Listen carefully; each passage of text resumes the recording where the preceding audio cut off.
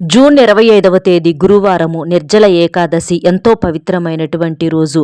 మనకు ఏడాదిలో ఏకాదశులు అనేవి వస్తూ ఉంటాయి, పోతూ ఉంటాయి. కానీ ఈ నిర్జల ఏకాదశి అనేది ఎంతో శక్తివంతమైనటువంటి పవిత్రమైనటువంటి రోజు. ఏడాదిలో వచ్చే 24 ఏకాదశులు ఆచరించలేని వారు ఈ ఒక్క ఏకాదశిని ఆచరిస్తే మీరు 24 ఏకాదశులు పూజ చేసినటువంటి పుణ్య ఫలితం అనేది దక్కుతుంది. ఎందుకంటే ఈ ఏకాదశి అంటే విష్ణుమూర్తికి లక్ష్మీదేవికి ఎంతో ప్రీతికరమైనటువంటి రోజు. ఇది విష్ణుమూర్తి యొక్క ఆరాధనకు అత్యంత పవిత్రమైనటువంటి రోజు. ఈ నిర్జల ఏకాదశి రోజున ఎంతో మంది కూడా వ్రతాలు, పూజలు, నోములు, పరిహారాలు ఎన్నో రకాలుగా చేస్తూ ఉంటారు.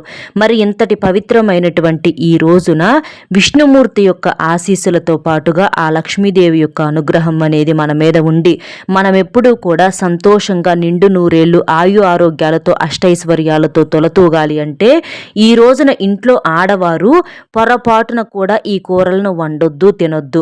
కాదు కూడదని పొరపాటున వండినా లేదా తిన్నా కూడా చేతిలో చిల్లిగవ్వలేక అప్పుల పాలైపోతారు. అనారోగ్య సమస్యలు వచ్చి పడతాయి. అంతేకాకుండా చేతిలో చిల్లిగవ్వలేక నరకం అనుభవించాల్సిన పరిస్థితి అనేది వస్తుంది.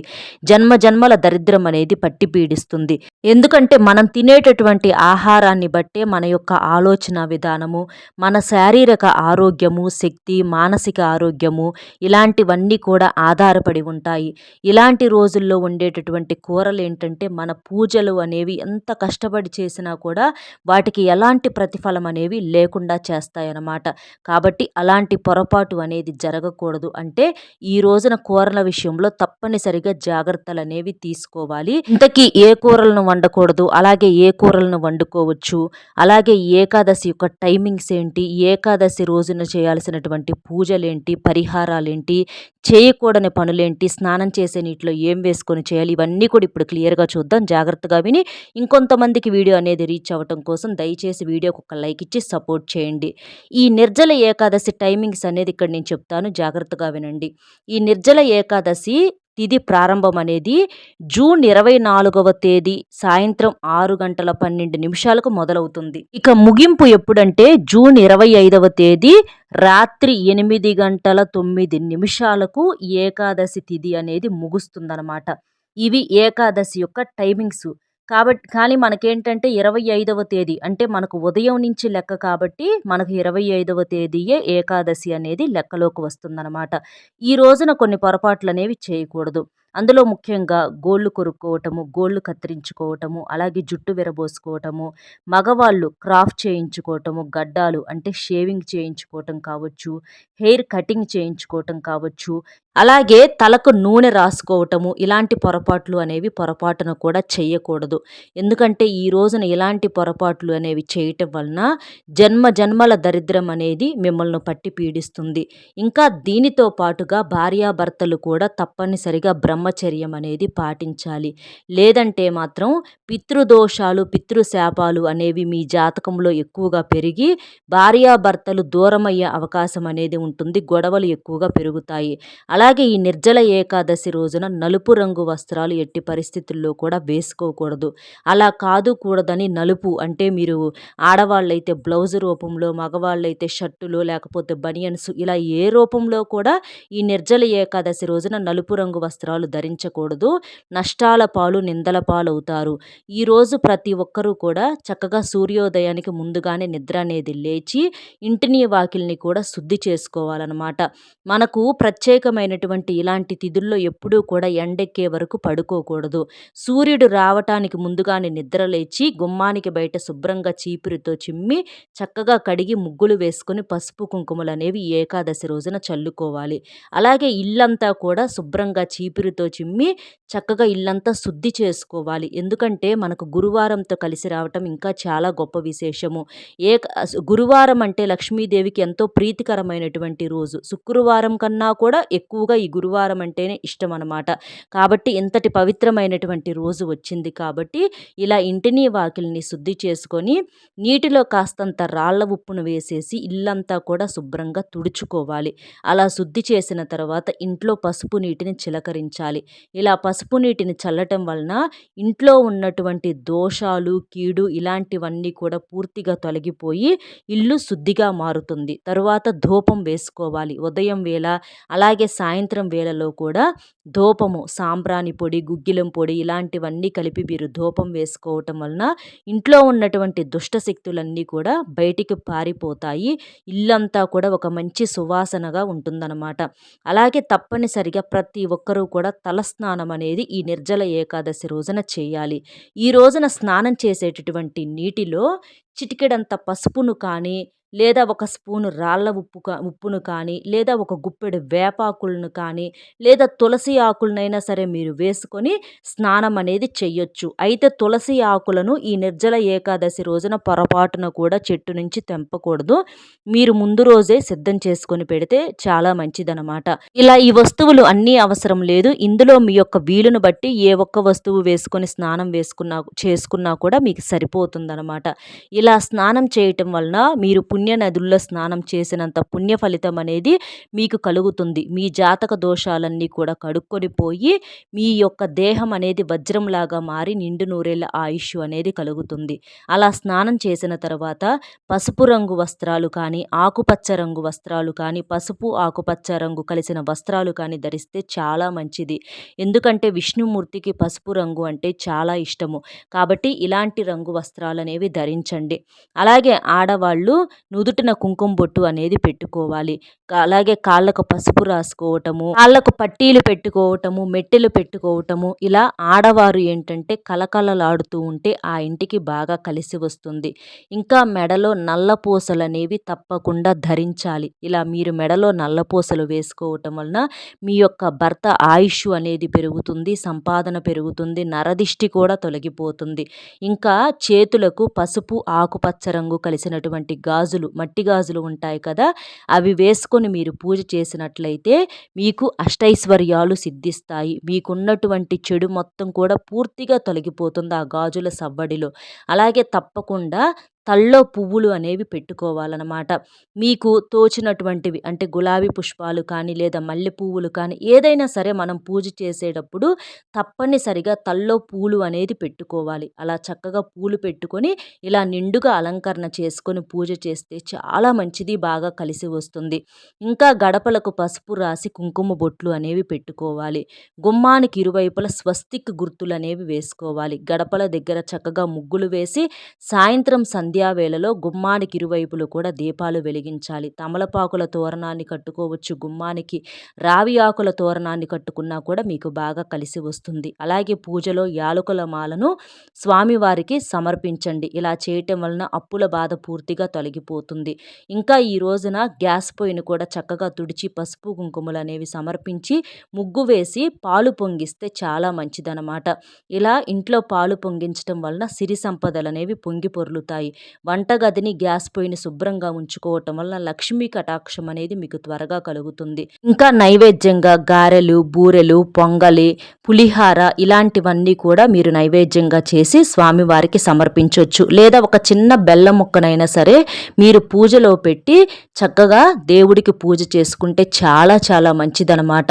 ఈ రోజున అంటే నిర్జల ఏకాదశి కాబట్టి విష్ణుమూర్తి, లక్ష్మీదేవి ఇద్దరూ కలిసి ఉన్నటువంటి చిత్రపటానికి, అలాగే వెంకటేశ్వర స్వామికి పూజ చేస్తే మీకు భోగభాగ్యాలు అనేవి కలిసి వస్తాయి. ఈ నిర్జల ఏకాదశి ఒక్క రోజున గనక మీరు పూజ చేసినా, వ్రతం చేసినా, పరిహారం చేసినా మీరు 24 ఏకాదశుల వ్రతాలు చేసినటువంటి పుణ్య ఫలితం అనేది మీకు దక్కుతుంది.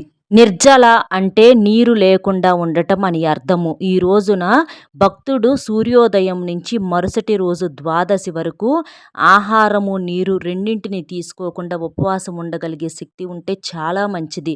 లేదు అని అనుకున్న వాళ్ళు ఒక పూట ఉపవాసం ఉండి ఒక పూట భోజనం చేయొచ్చు. ముఖ్యంగా ఈ రోజున రావి ఆకు మీద దీపారాధన చేసినట్లయితే మీకు బాగా కలిసి వస్తుంది. జ్యేష్ఠ మాసంలోని శుక్లపక్ష ఏకాదశి తిథి నాడు ఈ నిర్జల ఏకాదశిని జరుపుకుంటూ ఉంటారనమాట. ఈ రోజున ప్రత్యేకంగా విష్ణుమూర్తి లక్ష్మీదేవితో పాటుగా వెంకటేశ్వర స్వామికి కూడా పూజలు చేసి పిండి దీపారాధన అనేది చేస్తూ ఉంటారనమాట. ఇలా చేయటం వలన మనకున్నటువంటి పాపాలన్నీ కూడా నశించి కోటి జన్మల పుణ్య ఫలితం అనేది కలుగుతుంది. అలాగే ఈ రోజున వెంకటేశ్వర స్వామికి విష్ణుమూర్తికి ఇష్టమైనటువంటి తులసి మాలను సమర్పించటం వలన మీకు బాగా కలిసి వస్తుంది. అలాగే పూజ పూర్తయిన తర్వాత తప్పనిసరిగా హారతిని కూడా ఇవ్వాలన్నమాట. ఇలా చేయటం వలన మనకు తెలిసి తెలియక చేసినటువంటి పాపాలు అన్నీ కూడా పూర్తిగా తొలగిపోయి మన జీవితంలో సుఖశాంతులు, శాంతి, ఐశ్వర్యము మరియు ఆత్మిక పురోగతి అనేది నిండుతుంది. కాబట్టి సంవత్సరం పొడవునా అన్ని ఏకాదశి ఉపవాసాలను ఆచరించలేని వారికి ఈ ఏకాదశి అనేది ఎంతో విశిష్టమైనదని చెప్పుకోవచ్చు అనమాట. ఈ రోజున తులసి కోట దగ్గర కూడా చక్కగా దీపం వెలిగిస్తే చాలా మంచిది. తులసి కోట దగ్గర కూడా మీరు పూజించాలి. అంతేకాని ఈ రోజున తులసి ఆకులను పొరపాటున కూడా తెంపకూడదు. ఇది మీరు గుర్తుంచుకోండి. మీరు పూజ చేసేటప్పుడు ఓం నమో భగవతే వాసుదేవాయ అనేటటువంటి మంత్రాన్ని భక్తితో జపించటం వలన మీకు బాగా కలిసి వస్తుంది. ఆ లక్ష్మీదేవి యొక్క అనుగ్రహం కూడా కలుగుతుంది. అలాగే ఈరోజు రావి చెట్టు దగ్గర కూడా దీపం వెలిగించి రావి చెట్టు చుట్టూ ప్రదక్షిణలు చేస్తే మీ జాతక దోషాలన్నీ కూడా పూర్తిగా తొలగిపోతాయి. ఇంకా ఈ రోజున 33 కోట్ల దేవతల యొక్క నిలయమైనటువంటి గోవుకు ఆహారంగా పచ్చిగడ్డిని కానివ్వండి, లేదా బెల్లాన్ని కానివ్వండి, బియ్యాన్ని కానివ్వండి, నానబెట్టినటువంటి గోధుమలు ఇలాంటివి మీరు తినిపించటం వలన 33 కోట్ల దేవతల యొక్క ఆశీస్సులు అనేవి మీకు ఉండి మీకున్నటువంటి కష్టాలన్నీ కూడా పూర్తిగా తొలగిపోతాయి. ఇందాక మనం చెప్పినట్లుగా నీరు కూడా తాగకుండా కటిక ఉపవాసం అనేది ఉండలేని వారు, ఎందుకంటే ఈ రోజుల్లో ఎంతమందికి అనారోగ్య సమస్యలు వస్తున్నాయి కాబట్టి అలాంటి వారు మీరు చక్కగా ఆహారాన్ని తీసుకోవచ్చు. మనం భక్తితో ఎంత భక్తితో చేశామా దేవుడికి అన్నది మాత్రమే ముఖ్యమండి. పరిస్థితులను బట్టి మనం ఉపవాసం ఉండాలి అంటే కుదరని వాళ్ళు అలా ఉపవాసం చేయకపోయినా కూడా సరిపోతుందన్నమాట. శక్తి ఆరోగ్యం ఉన్న వాళ్ళు ఉపవాసం అనేది ఈ రోజున చేసుకోవచ్చు. అలాగే ఈ నిర్జల ఏకాదశి రోజున వేప చెట్టు దగ్గర ఇది ఒక్కటి గనక పడేసినట్లయితే మీకున్నటువంటి కష్టాలన్నీ కూడా పూర్తిగా తొలగిపోతాయి. ఎందుకంటే వేప చెట్టు సాక్షాత్తు అమ్మవారి స్వరూపం కాబట్టి మీకున్నటువంటి చెడు కష్టాలు పూర్తిగా తొలగిపోవాలని ఒక 2 లేదా 3 పువ్వున్నటువంటి లవంగాలను తీసుకొని ఆడవారైతే ఎడమ చేత్తో, మగవారైతే కుడి చేత్తో పట్టుకొని మీకున్నటువంటి కష్టాన్ని చెప్పుకుంటూ తల చుట్టూ కుడి నుంచి ఎడమకు 3 సార్లు, ఎడమ నుంచి కుడికి 3 సార్లు తిప్పుకొని వేప చెట్టు దగ్గరకు వెళ్ళి వాటిని ఆ వేప చెట్టు మొదట్లో పడేసేసి వెనక్కి తిరిగి చూడకుండా ఇంటికి వెళ్ళండి. ఇంటి లోపలికి వెళ్ళేటప్పుడు కాళ్ళు కడుక్కొని వెళ్ళండి. ఇలా చేయటం వలన మీకున్నటువంటి కష్టము కొన్ని క్షణాల్లోనే మాయమైపోతుంది. ఇంకా ఈ నిర్జల ఏకాదశి రోజున చేసేటటువంటి దానాలకు ఎంతో ప్రాముఖ్యత ఉంది. దానం అనేది స్వర్గానికి అలాగే సంతోషానికి దారితీస్తుంది. మనకున్నటువంటి దరిద్రాలను దూరం చేస్తుందన్నమాట. కాబట్టి మనం ఎవరికైనా మనకు ఉన్న దాంట్లో 1 రూపాయి దానం చేస్తే ఆ భగవంతుడు మనకు 4 రూపాయలు వచ్చేలాగా చేస్తాడనమాట.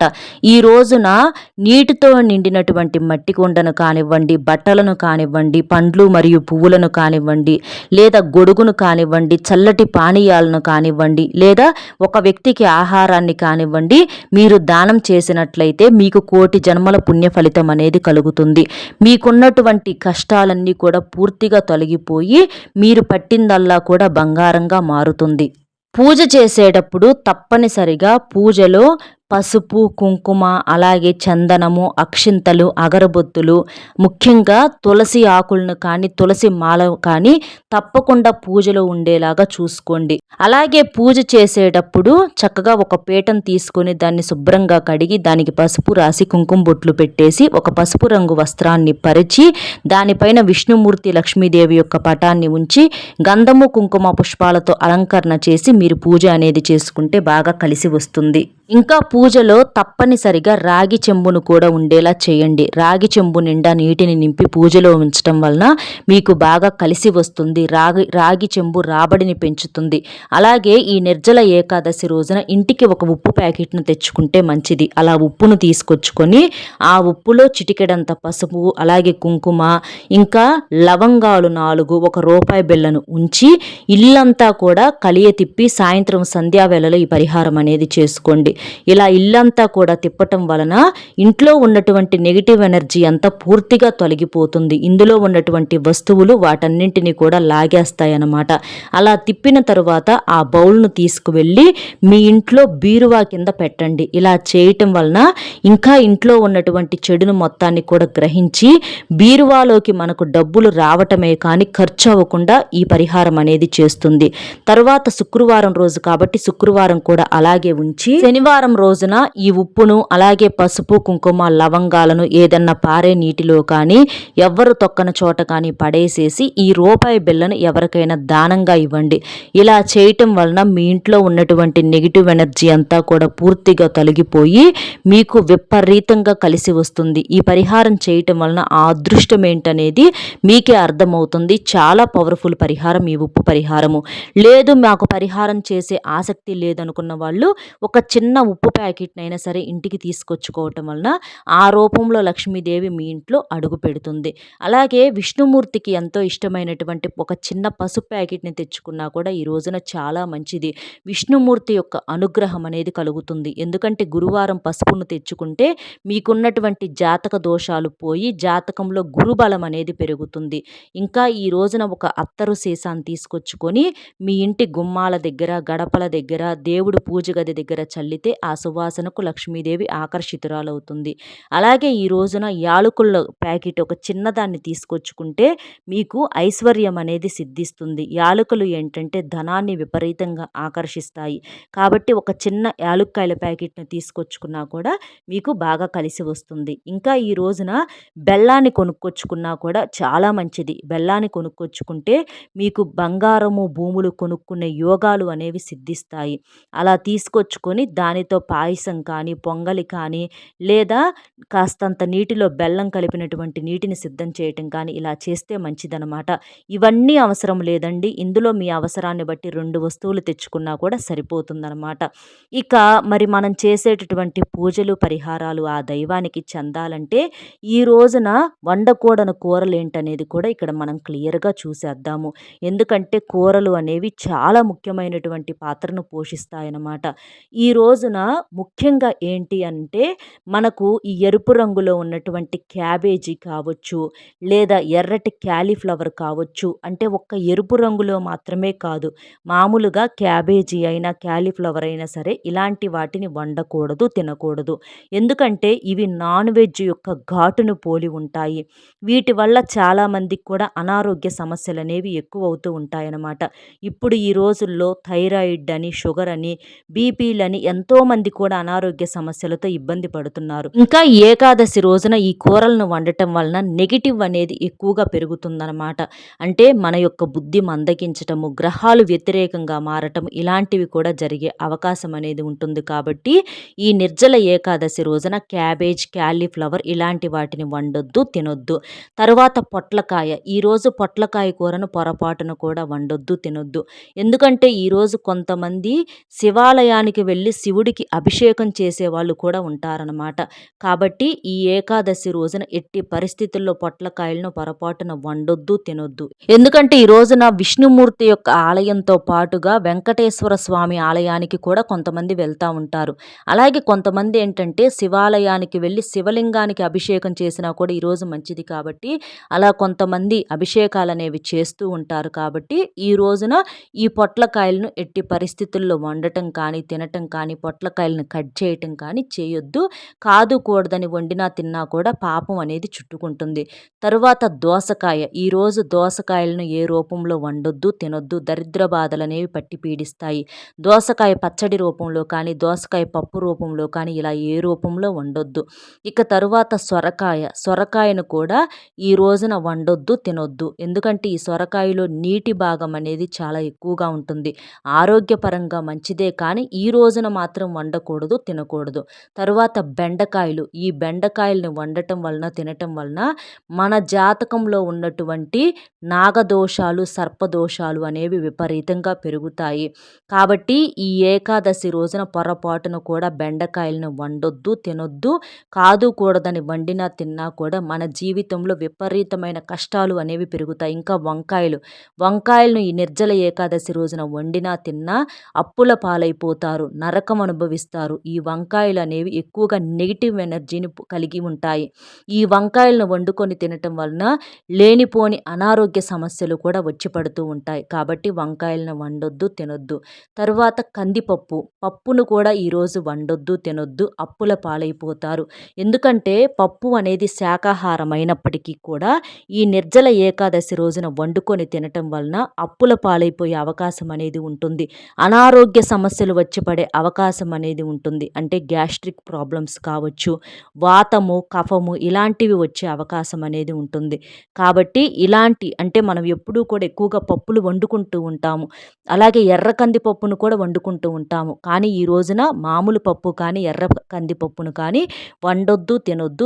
దీనివల్ల జాతకంలో గురుబలం అనేది తగ్గి లేనిపోని సమస్యలు వచ్చి పడే అవకాశం అనేది ఉంటుంది. ఇంకా పుట్టగొడుగులు. మనకు పుట్టగొడుగులు ఇప్పుడు విపరీతంగా దొరుకుతూ ఉంటాయి. నాటువి కానీ, హైబ్రిడ్వి కానీ పుట్టగొడుగులు వండినా తిన్నా కూడా నాగ సర్పదోషాలు అనేవి పెరుగుతాయి. ఇంకా బూడిద గుమ్మడికాయ జ్యూసుల రూపంలో కానీ, బూడిద గుమ్మడికాయని ఏదన్నా కర్రీస్లో, సాంబార్లో వేసుకోవటం కానీ, ఇలా బూడిద గుమ్మడికాయని ఎట్టి పరిస్థితుల్లో కూడా ఈరోజు వండకూడదు, తినకూడదు. దీనితో పాటుగా తీపి గుమ్మడికాయ అంటే స్వీట్ హల్వా, గుమ్మడికాయ హల్వా ఇలా చేస్తూ ఉంటారు కదా, గుమ్మడికాయ దప్పలము ఇలా ఏ రూపంలో కూడా గుమ్మడికాయలను వండొద్దు, తినొద్దు. బూడిద గుమ్మడికాయ జ్యూస్ కూడా తాగొద్దు. ఇక వీటన్నింటితో పాటుగా నాన్ వెజ్ అనమాట. అంటే చేపలు, రొయ్యలు, పీతలు, నత్తలు, చికెను, మటను, ఫిష్ ఇట్లా రకరకాలుగా ఇలా మనకు నాన్ వెజ్‌లో ఎన్ని రకాలైతే ఉన్నాయో ఆఖరికి కోడిగుడ్డు కూడా మనకు నాన్ వెజ్ తోటే సమానము. కాబట్టి ఈ రోజున నాన్ వెజ్‌కి సంబంధించినటువంటి ఆహారము ఇంట్లోనే కాదు బయట కూడా తినొద్దు. కొంతమంది తినేసేసి స్నానాలు చేస్తే సరిపోతుంది కదా అనుకుంటారు. కానీ అది ఎప్పుడూ కూడా పొరపాటండి. మీరు తిని స్నానం చేసినా తిన్నదాని కిందకే వస్తుంది. కాబట్టి ఈ పవిత్రమైనటువంటి ఈ రోజున మనం చేసే పూజలు దైవానికి చెంది మనకున్నటువంటి కష్టాలు తొలగిపోయి మనకు బాగా కలిసి రావాలి. మనకు నిండు నూరేళ్ల ఆరోగ్యం అనేది కలగాలి అంటే పొరపాటున కూడా నాన్ వెజ్ అనేది వండొద్దు, తినొద్దు. వీటితో పాటుగా మనం ఇందాక చెప్పుకున్నటువంటి కూరలు కూడా వండొద్దు, తినొద్దు. ఇవి తప్ప ఇక మిగిలినవి చాలా ఉన్నాయి కదా, కూరగాయలు, ఆకుకూరలు ఇలాంటివన్నీ వాటిని మీరు సంతోషంగా తినొచ్చు. ఇక వాటి వల్ల ఎలాంటి ఇబ్బంది ఉండదు. కొంతమంది అవి కూడా తినకూడదు, ఇవి కూడా తినకూడదు అని చెప్తూ ఉంటారు. ఏవి వద్దంటే తినటానికి ఏది మిగలదు. కాబట్టి ఇప్పుడు చెప్పుకున్నవి తప్ప మీరు మిగిలినవి ఏవైనా కూడా తినొచ్చనమాట. అర్థమైంది కదండి. ఈ నిర్జల ఏకాదశి రోజున ఏం వండకూడదు, ఏం వండుకొని తినొచ్చు, అలాగే ఈ నిర్జల ఏకాదశి యొక్క టైమింగ్స్ ఏంటి, ఈ రోజున చేయాల్సిన పనులు, చేయకూడని పనులు, స్నానం చేసే నీటిలో ఏం వేసుకొని చేయాలి, ఎలాంటి రంగు వస్త్రాలు ధరించాలి, పూజలో ముఖ్యంగా ఏమేం ఉండాలి, పూజా పీఠాన్ని ఎలా సిద్ధం చేసుకోవాలి, ఇలాంటి అన్ని విషయాలు కూడా మీకు అర్థం కాకపోతే ఇంకొకసారి వినే ప్రయత్నం అనేది చేయండి. మీకు అన్నీ చక్కగా అర్థమవుతాయి. మన వీడియో మీకు నచ్చింది అనుకుంటున్నాను. నచ్చితే తప్పకుండా వీడియోకి ఒక లైక్ ఇచ్చి సపోర్ట్ చేయండి. లైక్ చేసినప్పుడు కామెంట్స్ దగ్గర హైప్ వస్తుంది. అక్కడ మీ యొక్క పాయింట్స్ అనేవి యాడ్ చేసి మీకు తెలిసిన ఫ్రెండ్స్కి కూడా షేర్ చేస్తే హెల్ప్ అవుతుంది. అలాగే కామెంట్ బాక్స్లో ఓం నమో భగవతే వాసుదేవాయ అనే కామెంట్ చేయండి. మొట్టమొదటిసారిగా మన ఛానల్ చూస్తుంటే సబ్స్క్రైబ్ చేసుకొని పక్కనే ఉన్న ఆల్ అనే బెల్ని క్లిక్ చేస్తే నేను పెట్టే ప్రతి వీడియో కూడా ముందుగా మీకు నోటిఫికేషన్ రూపంలో చేరుతుంది. కాబట్టి ఒక్క లైక్ ఇచ్చి సపోర్ట్ చేస్తారని చెప్పి మనస్ఫూర్తిగా కోరుకుంటూ మరో మంచి విశేషంతో మళ్ళీ కలుద్దామండి. నమస్కారం.